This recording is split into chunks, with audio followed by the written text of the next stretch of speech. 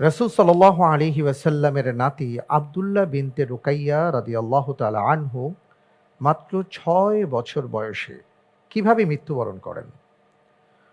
এ. সাপের কামড়ে, বি. উটের পায়ে পিষ্ট হয়ে, সি. ঘোড়ার উপর থেকে পড়ে গিয়ে, ডি. চোখে মুখে মোরগের ঠোকরে।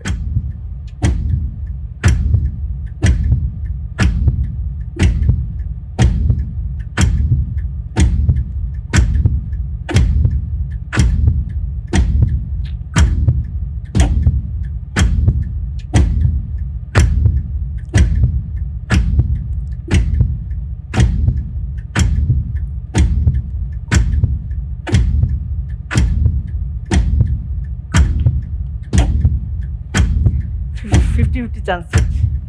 50-50 চান্স দেয়া হোক।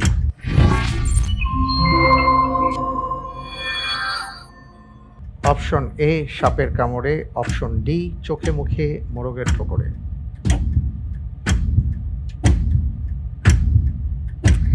জি, বেছে নিচ্ছি অপশন এ, সাপের কামড়ে।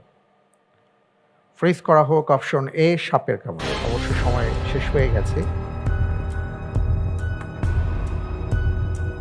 আপনি জানেন যে ওসমান ইবনে আফফান রাদিয়াল্লাহু তাআলা আনহুর একটি উপনাম আছে আবু আব্দুল্লাহ, এবং এই কারণেই বলা হয় কারণ তার প্রথম সন্তানের নাম ছিল আব্দুল্লাহ বিনতে রুকাইয়া, যিনি ৬ বছর বয়সে মৃত্যুবরণ করেন।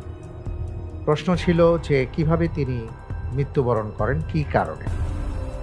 আপনি বলেছেন সাপের কামড়ে। আপনি যে উত্তরটি দিয়েছেন আপনার উত্তরটি সঠিক হয়নি।